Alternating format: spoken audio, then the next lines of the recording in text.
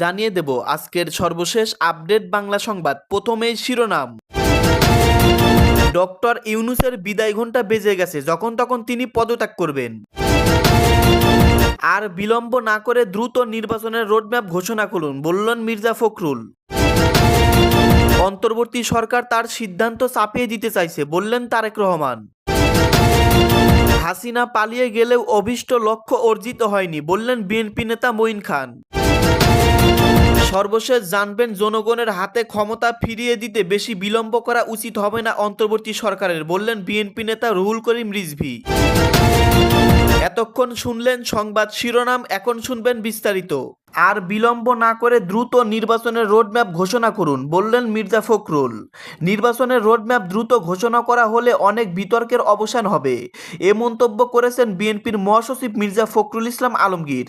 তিনি বলেছেন, এই অন্তর্বর্তী সরকারের কাছে আমাদের অনুরোধ, আর বিলম্ব না করে যত দ্রুত সম্ভব একটা নির্বাচনের রোডম্যাপ ঘোষণা করুন, সেটি খুব জরুরি এই মুহূর্তে। আজ শনিবার বিকেলে ভাসানী অনুসারী পরিষদে উদ্যোগে আয়োজিত এক জনসভায় প্রধান অতিথির বক্তব্যে মির্জা ফখরুল ইসলাম আলমগীর এ কথা বলেন। মাওলানা আব্দুল হামিদ খান ভাসানীর ৪৮তম মৃত্যুবার্ষিকী উপলক্ষে কেন্দ্রীয় শহীদ মিনারে এ জনসভার আয়োজন করা হয়। জনসভায় মির্জা ফখরুল বলেন, মানুষের মধ্যে নতুন প্রত্যাশা, আমাদের একটাই কথা, দেশে অনেক জঞ্জাল, অনেক আবর্জনা, এক বা দুই দিনের মধ্যে সব জঞ্জাল সরানো সম্ভব নয়, তাই যত দ্রুত সম্ভব একটা নির্বাচন দিয়ে আপনাদের দায়িত্ব আপনারা পালন করবেন। একটি নির্বাচনই দেশকে স্থিতিশীল দিতে পারে বলে মন্তব্য করেছে মির্জা ফখরুল। অনেকেই বলেছেন, নেতারা এত নির্বাচন করছেন, রাজনৈতিক দলের নেতারা নির্বাচন করছেন কেন? আমরা আমাদের অভিজ্ঞতা থেকে নির্বাচনের কথা বলছি, কারণ একটি অবাধ নির্বাচনই পারে বাংলাদেশকে স্থিতিশীলতা দিতে। নির্বাচন কেন্দ্রিক সংস্কার করে দ্রুত নির্বাচনের দিকে যাওয়ার আহ্বান জানিয়ে বিএনপির মহাসচিব বলেন, সংস্কার তো অবশ্যই করতে হবে। সংস্কার করার জন্য সরকার অনেকগুলো কমিশনও গঠন করেছে, তাদের উপর জনগণের আস্থা আছে, আমাদেরও আস্থা আছে, কিন্তু আমাদের যেটা প্রত্যাশা, স্বল্প সময়ের মধ্যে সংস্কার শেষ করে, বিশেষ করে নির্বাচন কেন্দ্রিক সংস্কার করে সেই নতুন আলোর দিকে এগিয়ে যাওয়া। মির্জা ফখরুল বলেন, যত দেরি হবে তত বিতর্কের সৃষ্টি হবে এবং ততই বাংলাদেশের শত্রুরা সংগঠিত হবে। শেখ হাসিনা বেশি শক্তি সঞ্চয় করে বাংলাদেশে অস্থিরতা সৃষ্টির চেষ্টা করবেন, সেই চেষ্টা চলছে। বিএনপির মহাসচিব বলেন, একটা বিশাল সংগ্রাম, একটা অভাবনীয় ছাত্র জনতার অভ্যুত্থানের মধ্যে দিয়ে বাংলাদেশের মানুষ এখন দম ভরে নিঃশ্বাস নিচ্ছে। এই শহীদ মিনারে দাঁড়িয়ে কথা বলবো, কিছুদিন আগেও তা কল্পনা করিনি, কারণ ফ্যাসিস্টরা এই জায়গাগুলো আমাদের জন্য নিষিদ্ধ করে দিয়েছিল। এমনকি যারা স্বাধীনতা যুদ্ধ লড়াই করেছিলেন, তারাও তাদের শেষ নিঃশ্বাস ত্যাগ করার পর তাদের সম্মানটুকু পাননি। এই দানবীয় ফ্যাসিস্ট সরকারের ছাত্র জনতার অভ্যুত্থানের মধ্যে দিয়ে অবসান ঘটানো হয়েছে। মাওলানা ভাসানীকে নতুন প্রজন্মের কাছে পৌঁছে দিতে হবে উল্লেখ করে মির্জা ফখরুল বলেন, এই লোকটিকে আমরা, এই জাতি, এই দেশ সঠিকভাবে মূল্যায়ন করতে পারিনি। মাওলানা ভাসানীকে নতুন প্রজন্মের কাছে পৌঁছে দিতে হবে। অনুষ্ঠানের সভাপতি মোহাম্মদ ভাসানী অনুসারী পরিষদের আহ্বায়ক রফিকুল ইসলাম বাবলু বলেন, বাংলাদেশের প্রতিষ্ঠাতা হিসেবে মাওলানা ভাসানীকে সাংবিধানিক স্বীকৃতি দিতে হবে। মাওলানা ভাসানীর জীবনী পাঠ্যপুস্তক অন্তর্ভুক্ত করতে হবে।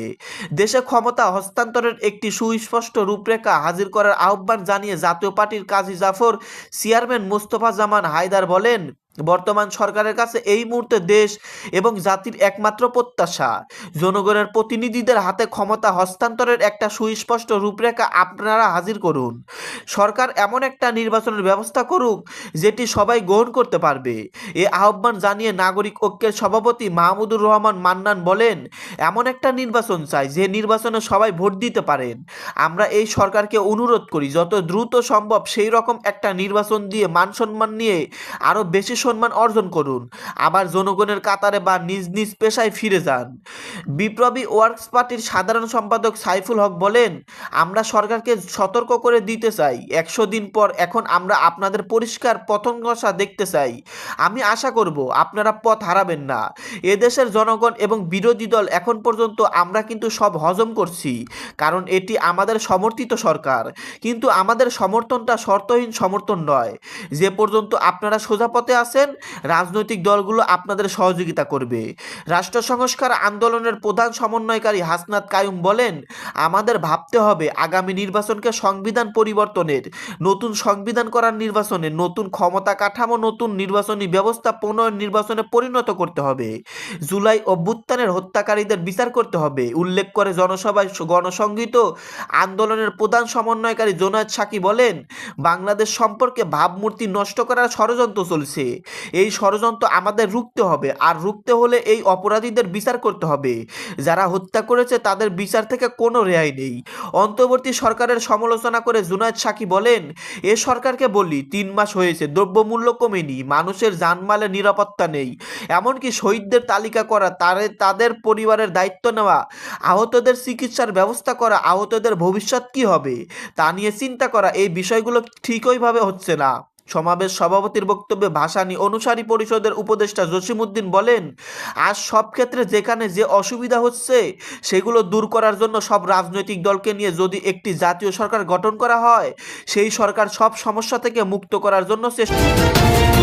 অন্তর্বর্তী সরকার সিদ্ধান্ত চাপিয়ে দিতে চাইছে, অন্তর্বর্তী সরকার জন আকাঙ্ক্ষার দিকে সৃষ্টি দিচ্ছে না বলে অভিযোগ করেছেন বিএনপির ভারপ্রাপ্ত চেয়ারম্যান তারেক রহমান।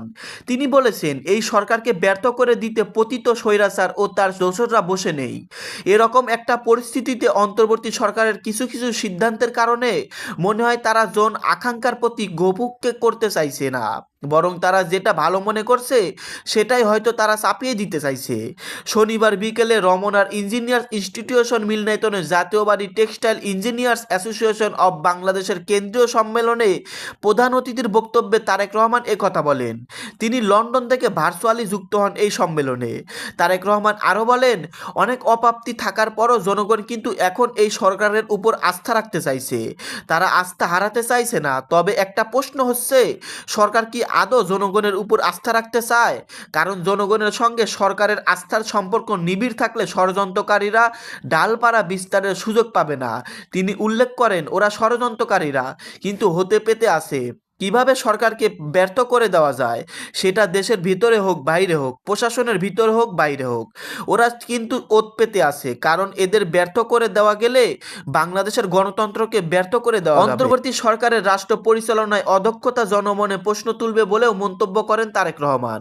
তিনি বলেন, প্রায় 30,000 মানুষকে নির্মমভাবে আহত করে 2,000-এর মতো ছাত্র জনতাকে হত্যা করে পতিত স্বৈরাচার দেশ ছেড়ে পালানোর পর সম্পূর্ণ বিধ্বস্ত একটি প্রশাসন ও রাষ্ট্রের দায়িত্ব নিয়েছে অন্তর্বর্তী সরকার। মাফিয়া সরকারের প্রায় 15 বছরের তৈরি করা জঞ্জাল 3 মাসে দূর করা সম্ভব নয়। তবে 3 মাস পর এই অন্তর্বর্তী সরকারের সফলতা বা ব্যর্থতা নিয়ে জনমনে প্রশ্ন ওঠা অজঞ্জ কিংবা অস্বাভাবিকও নয়। তারেক রহমান বলেন, অন্তর্বর্তী সরকারের একটি বিষয় মনে রাখা দরকার, যে জনগণের সব দাবি হয়তো তাদের পক্ষে পূরণ করা সম্ভব নয়, কিন্তু সরকার পরিচালনায় যদি অদক্ষতা পরিলক্ষিত হয় বা জনগণ দেখতে পায়, সেটাও কিন্তু জনগণের সহজভাবে মেনে নেবে না। অন্তর্বর্তীকালীন সরকারের উদ্দেশ্যে বিএনপির এই নেতা আরও বলেন, রাষ্ট্র মেরামতের কর্মযজ্ঞ সম্পাদন করতে গিয়ে অন্তর্বর্তী সরকারের অগ্রাধিকার নির্ধারণ যদি ভুল হয়, সেটি জনগণের কাছে সরকারের অদক্ষতা হিসেবে বিবেচিত হবে। জুলাই আগস্টে যে গণ অভ্যুত্থান, সেখানে আমরা দেখেছি বহু মানুষ, ছাত্র, বিভিন্ন শ্রেণী পেশার মানুষের হাত পা, কোনো চোখ সহ অনেক অঙ্গহানি হয়েছে, কিন্তু আহত ব্যক্তিরা যেভাবে হাসপাতাল থেকে রাস্তায় বেরিয়ে এসেছেন, এটা সমগ্র দেশের গণতন্ত্রপ্রিয় মানুষের জন্য অত্যন্ত লজ্জাকর দৃশ্য। তারেক রহমান প্রশ্ন তোলেন, স্বাভাবিকভাবে প্রশ্ন উঠতে পারে যে জুলাই আগস্টের ছাত্র জনতার গণ অভ্যুত্থান, আহত ব্যক্তিদের চিকিৎসা, নিরাপত্তা কেন অন্তর্বর্তী সরকারের অগ্রাধিকার নেই, বা সেটা কত নম্বরে ছিল? বাজার সিন্ডিকেট ভাঙ্গা সরকারের অগ্রাধিকারের কত নম্বরে আছে? ও জনগণের রাজনৈতিক ও অর্থনৈতিক ক্ষমতায়নের কথা উল্লেখ করে তারেক রহমান বলেন, জনগণের এই দুই ক্ষমতায়ন যদি নিশ্চিত করা না যায়, তাহলে গণতন্ত্র, উন্নয়ন কিংবা সংস্কার কোনোটাই টেকসই হবে না। তিনি বলেন, জনগণের রাজনৈতিক ক্ষমতায়নের প্রধান হাতিয়ার হচ্ছে ভোট প্রয়োগের অধিকার। জনগণ ভোট প্রয়োগের সুযোগ যদি না পায়, তাহলে রাষ্ট্রের সঙ্গে নাগরিক অংশীদারিত্বের যে সম্পর্ক, সেটা সৃষ্টি হয় না। তারেক রহমান আরও বলেন, অন্তর্বর্তী সরকার ইতিমধ্যে নির্বাচন কমিশন পুনর্গঠন উদ্যোগ নিয়েছে। জনগণ আশা করে তারা একটা নিরপেক্ষ, স্বচ্ছ পরিবেশ নির্ভয়ে ভোট দিয়ে তাদের তাদের প্রতিনিধি নির্বাচন করার সুযোগ পাবে। একটি দেশের রাজনীতি রুগ্ন হলে সে দেশের অর্থনীতি রুগ্ন হতে বাধ্য বলে মন্তব্য করেন বিএনপির ভারপ্রাপ্ত চেয়ারম্যান। তিনি আরও বলেন, স্বৈরাচারী আমলে আমরা দেখেছি কিভাবে উন্নয়নের নামে মেগা প্রজেক্ট করেছে তারা। সেটি কিন্তু প্রকৃত উন্নয়নের চিত্র নয়। এখন ধীরে ধীরে আসল চিত্র বেরিয়ে আসছে সর্বক্ষেত্রে। বাংলাদেশে কিন্তু সবচেয়ে বড় প্রমাণ, একটি দেশের রাজনীতি রুগ্ন হলে সে দেশের অর্থনীতিও কিভাবে রুগ্ন হয়ে যায়। আজকে আমরা খুব জটিল একটি সময় পার করছি মন্তব্য করে বিএনপির মহাসচিব মির্জা ফখরুল ইসলাম আলমগীর বলেন, সতর্কতার মধ্যে দিয়ে এই সময়টা আমাদের পার করতে হবে। দেশের বেশিরভাগ মানুষের আকাঙ্ক্ষা হলো বিরাজমান সমস্যাগুলো দূর করে খুব দ্রুত নির্বাচন দেওয়া। নির্বাচন কেন্দ্রিক সংস্কার দ্রুত করতে হবে। নির্বাচন ব্যবস্থা, প্রশাসন ও আইন শৃঙ্খলা সংস্কার করে দ্রুত নির্বাচন করতে হবে। তার চেয়ে বেশি কিছু করতে গেলে পরিস্থিতি জটিল হতে পারে। জাতীয়তাবাদী টেক্সটাইল ইঞ্জিনিয়ার্স অ্যাসোসিয়েশন সভাপতি ফখরুল আলমগীরের সভাপতিত্বে সম্মেলনে আরও হাসিনা পালিয়ে গেলেও অভীষ্ট লক্ষ্য অর্জিত হয়নি বললেন মঈন খান। স্বৈরাচার শেখ হাসিনা দেশ থেকে পালিয়ে গেছে, কিন্তু তাতে মানুষের অভীষ্ট লক্ষ্য অর্জিত হয়নি বলে মন্তব্য করেছেন বিএনপির স্থায়ী কমিটির সদস্য আব্দুল মঈন খান।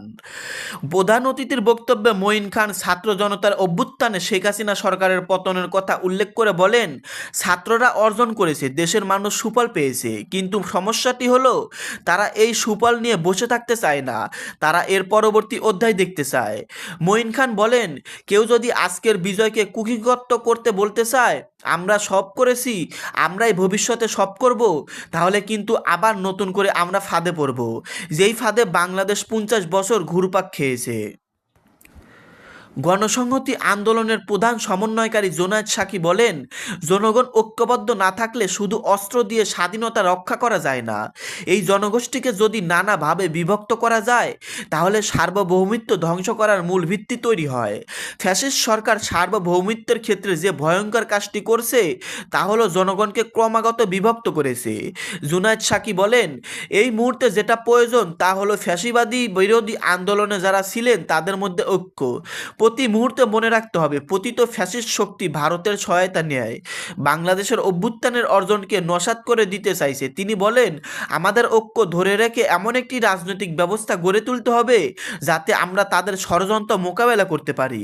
মূল প্রবন্ধ পাঠ করেন ব্রিগেডিয়ার জেনারেল অবসর হাসান নাসির সহ আরও অনেকেই সেখানে উপস্থিত ছিলেন। বিভিন্ন আলোচনা করেন এই সরকারকে নিয়ে এবং শেখ হাসিনার পালানোর বিষয় নিয়ে। আস্তে আস্তে সকল ধরনের চাঞ্চল্যকর তথ্য বেরিয়ে আসতেছে। যদি সঠিক সময়ে নির্বাচন না দেওয়া হয় তাহলে এই অন্তর্বর্তীকালীন সরকার লজ্জিত হয়ে ক্ষমতা ছেড়ে দিতে বাধ্য হবে। এমনই মন্তব্য করতেছেন বড় বড় নেতাকর্মীরা। সম্মানিত দর্শক মণ্ডলী, এই সম্পর্কে যদি আপনারা কিছু বলতে চান আপনাদের মূল্যবান মতামত ভিডিওতে জানিয়ে দিবেন। ধন্যবাদ, সকলেই ভালো থাকবেন। চ্যানেল নতুন হলে চ্যানেলটাকে অবশ্যই